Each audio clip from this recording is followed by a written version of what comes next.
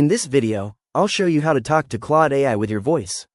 This is a simple way to interact with AI hands-free using voice input. To begin, I'll make sure I'm already logged into my Claude account and on the main Claude screen. Next, I'll check if voice input is available in my browser or device. Now I'll look for a microphone icon or voice input option near the message box. For example, I might click the microphone icon to start speaking. After that, I'll say my prompt out loud, such as, explain how to build a website step by step. Claude will convert my speech into text and generate a response based on what I said.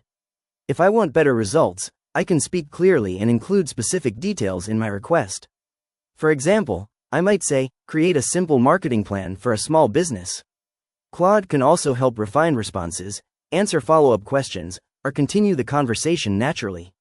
If needed, I can stop the recording or switch back to typing anytime. And that's it. I've successfully used voice input to talk to Claude AI. If you found this tutorial helpful, please consider liking the video and subscribing for more quick AI tutorials and guides.